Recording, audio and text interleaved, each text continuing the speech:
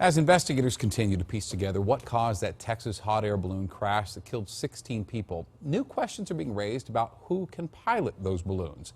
Denver 7's Jennifer Kovaleski's been talking to experts. And Jen, you found out what we all need to know before getting on one of these hot air balloons. Shannon, it may surprise you, but the FAA doesn't require a lot of flying time to become a hot air balloon pilot. So certification isn't the only thing to look for.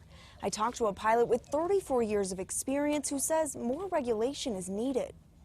The whole thing is in flames now. The calls for help paint a terrifying picture.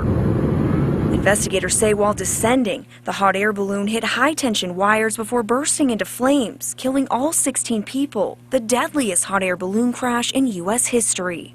Accident of this magnitude is horrifying. We Skyped with Scott Appleman, who runs Rainbow Riders, one of the largest hot air balloon companies in the Southwest.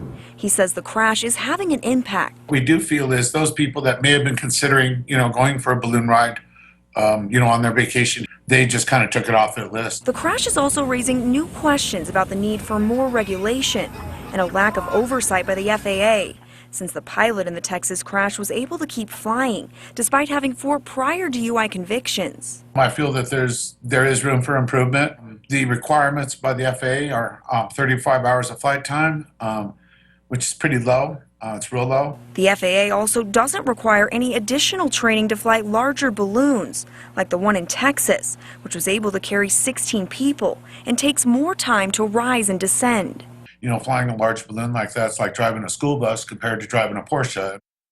So what do you need to know to make sure you have a safe flight? Appleman says the first thing you should do is check reviews.